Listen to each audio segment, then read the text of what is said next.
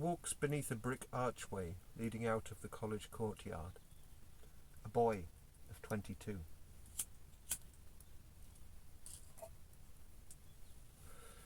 He turns left to make his way toward the town centre. An ivy-covered wall runs parallel to the road at his side. He watches the patched tarmac Adam scroll by beneath his red Converse All-Stars. The Midlands. He misses the rolling hills of his homeland in the north. The flatlands feel featureless and desolate to him. He looks on the world through a longing for something other, somewhere other, unknown colours.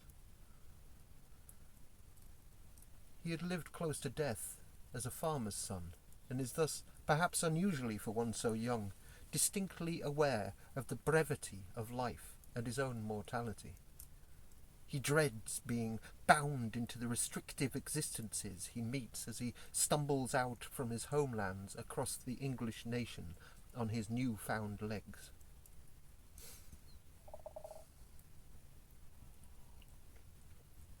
He'd been given a youth training scheme placement in an engineering firm at 17. Every morning he'd walk half a mile from the bus stop to the industrial estate, trying to persuade himself to walk right past the entrance, off across the chilly North Sea into the great unknown beyond. After the trial period, they'd handed him a contract with his pay scale listed for the rest of his life and a pension plan to end it. They'd looked at him and said, "Not bad, eh?"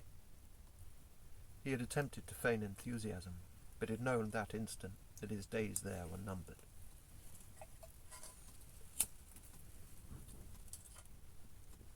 Today he wears a thick brown fleece jacket with flecks of grey thread woven through it. Elasticated seams around the waist and cuffs make it balloon out so his torso appears bulkier than it really is. He likes that. He's strong for his size, but small. He has recently shaved off a long blonde ponytail which had hung 8 inches down his back. Strangers meeting him changed their approach immediately. A subtle caution appeared suddenly in their eyes. He received the undue respect with some small satisfaction. A year from now, he will lose his faith, something that has given his life meaning since the concept had presented itself in his late teens. For months afterwards, he will carry a black stone in his chest, longing to serve, longing for someone to serve, something worthy, someone worthy. Because he knows he can do anything. The question is, what is there that matters? This day, though, he has no money. He doesn't want to ask his mother because he doesn't dare ask his father, and he doesn't think that's fair, because he isn't going to college anymore, and that's what she was helping him do. He's dropping out. Honourably. Honour is everything. He was good with his hands and loved music, so he'd enrolled himself on a guitar-making course. The course had been classed as full-time, but it was actually only 2 days a week. It hadn't occurred to him that full-time was just a legal term. He was mortified when the tutor broke the news at the end of the first day. He knew such an intermittent commitment could never hold his interest. He needed intensity, concentration. He craved something to dedicate himself to, and this wasn't it. Now he'd need to find something else to fill the empty days. The course left free. That something would grow to dominate. There was no point trying to avoid it. The tutors had made the error of introducing each new technique by saying, "This is just my way. You can make up your own." Eventually he thought, well, that's all he needed to say.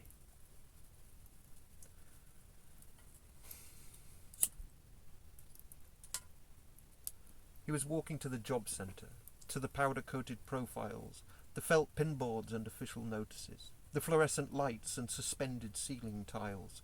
He was walking to face the deathly blues of institutional carpet tiles, the matte cream countertops glossed and scratched by endless hapless form fillers. He was walking to face the dread computer terminal, to see it reach out across the industrial wasteland to offer him new avenues of malcontent.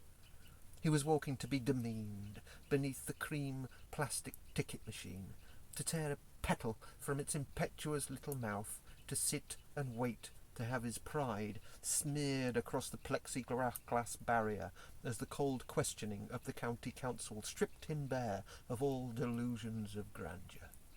So he stares into the plastic abyss inbound, a yawning vertigo gripping him as he teeters upon the brink. He drives himself on against every bitter sense. Don't think, just keep walking. As he joins the road leading into the town centre, a man approaches him. There is no one else in sight. The two of them face one another at an empty junction of 3 lanes, one coming from the college, the second exiting a secluded row of cottages behind it, and the third running across 2 playing fields to meet them. Chestnut trees bound the field alongside the lane, initials carved into the puckering bark by long-past students. The stranger meets his eye. He is a little older, short, dark hair, average build. He wears a black bomber jacket. There is no one else in sight. He explains that he has just been released from prison following a 6-month stretch for drink driving. He has lost his license and needs to set his business up again. He has found a car to buy and he needs a driver. He asks, "Can you drive?" The coincidence could not be ignored. The boy doesn't say no. Farm boys know how to drive. His old man was the best of them. He could drive anything, anywhere. Mud, drifts, deserts, mountains. When his tyres had been punctured, he'd packed them with grass. He'd driven the Khyber Pass, taken Dominators right across Eurasia. The boy had been taught by one of the best. He said, "I can drive." The stranger borrowed a pen and jotted down the boy's number and address on a scrap of paper. He said he'd be round to pick him up in the morning.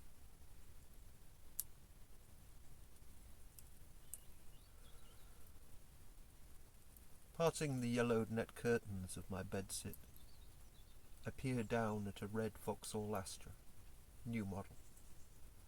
I go out and climb in the back. An older lady sits in the driving seat. Twisting round from the passenger seat, the stranger tells me his name is Elijah. His mother is driving. Elijah says they are gypsies, though I shouldn't call them that. They prefer the term Romany. I wonder what would happen if I made that mistake. Pikeys, as they were known in those parts, beat one of my best friends half to death before I got to know him. It happened outside a club they owned in the town. My friend survived by crawling beneath a car. They have a large camp nearby. No one else goes there. You have to take care around those guys.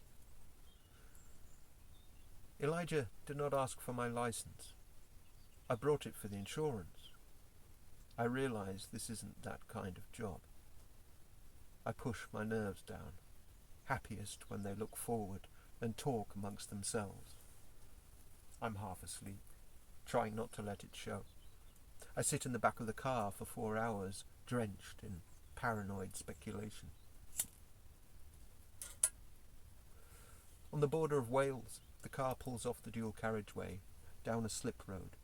It sweeps around and into an expansive parking area. Perfectly clean, white caravans line up across the tarmac. Elijah's mother drives away. A large black 4x4 sits on the verge near the entrance to the site. He tells me it's the car we've come to collect. I should wait while he makes the deal. He heads into the first caravan, alone. I sit on a small boulder, acting as a bollard next to the 4x4. After some time, a top-of-the-line Mercedes swoops off the motorway and parks up. The roof is down. It carries a man and a woman in their 30s. Posers. The pair enter the caravan Elijah had entered. The hairs on the back of my neck stand up. I shift my weight on the hard stone seat. After 20 long minutes, a lady exits the caravan. With a warm smile, she asks if I'd like a cup of tea while I wait. I accept, and she disappears inside the caravan once again, closing the door behind her. I relax. They seem friendly enough. 5 minutes later, the caravan door opens once again. The lady's face pops out around it, and she says, "Come and get it, love." I stand and walk over to the caravan door hanging open. Stepping through, a smart wooden kitchen greets me. The lady holds out a cup of tea. I thank her with a smile, which she warmly returns. I look down the caravan to my left and see a crockery set on the floor, nested in scrunched-up newspaper, newly unwrapped. A few weeks previously, I had watched a news story covering a bust of cocaine smuggled in the handles of teapots.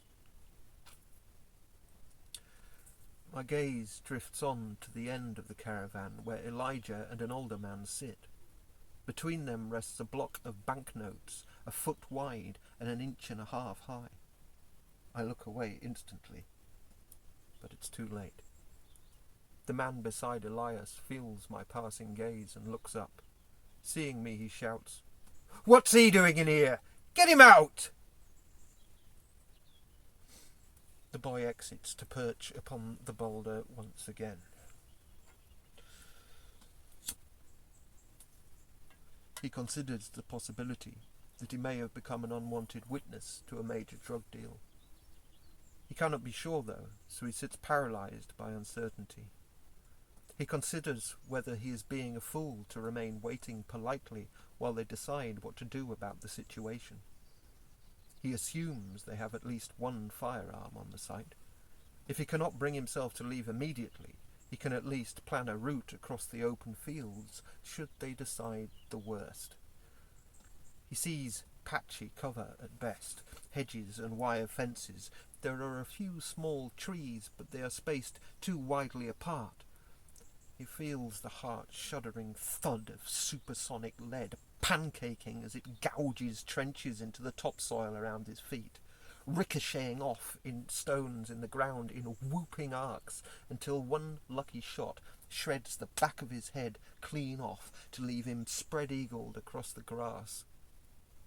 His back legs kick sporadically like the rabbits he once shot dead. He was a good shot himself, however, and he knows that hitting a zigzagging runner beyond 30 yards is no mean feat. Shotguns would be all but useless beyond that distance. Sidearms a game of luck. They'd be unlikely to have a rifle, and even then they may not know how to lead a shot on a moving target. He may yet survive if he acts without hesitation. He knows the perfect clarity of unquestionable action changes everything. The monstrous calm of the absolute that turns the eyes to spikes of cutting glass, limbs to scythes slicing through the frozen air. He is fearless in that state.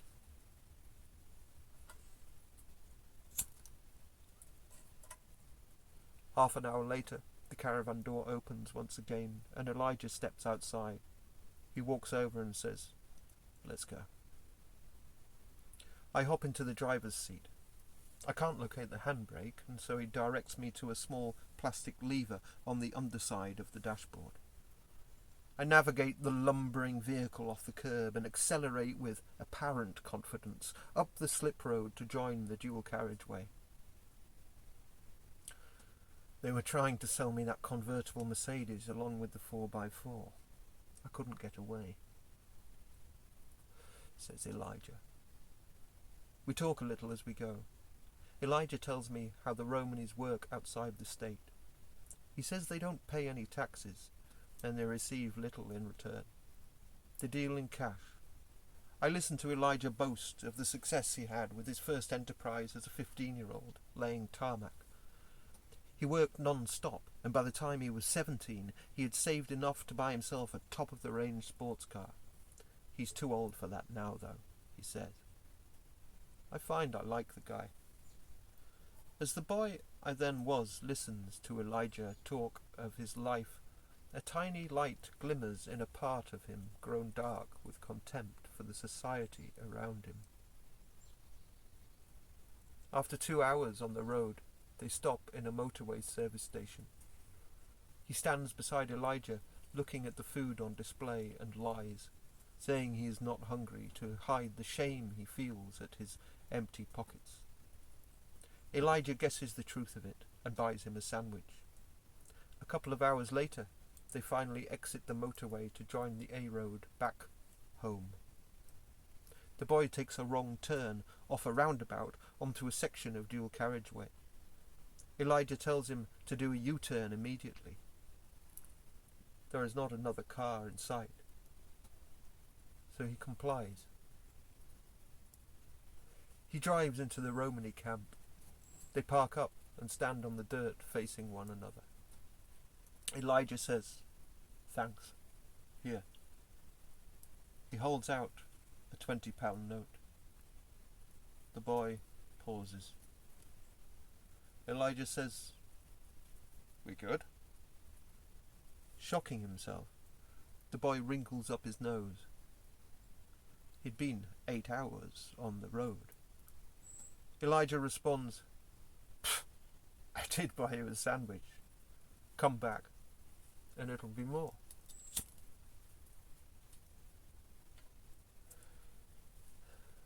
The boy lets it go.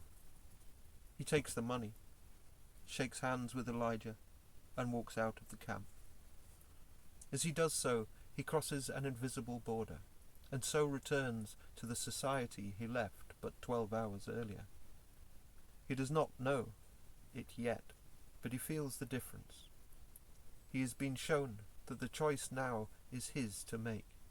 He can decide to live by the dictate of that society, or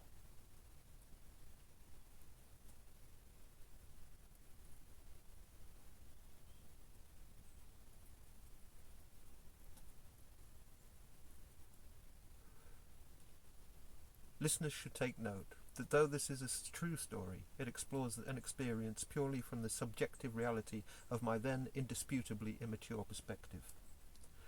Elijah, whose name I have changed, was at that time, like me, a young man in his early 20s. Elijah was speaking only for himself and was not representing the proud culture, tradition, and diverse opinions of the Romany. Any criminal activity stipulated here is purely a reportage of my own paranoid prejudices and judgments at the time. With that said, long live the defiant Gypsy Kings. Thank you for listening.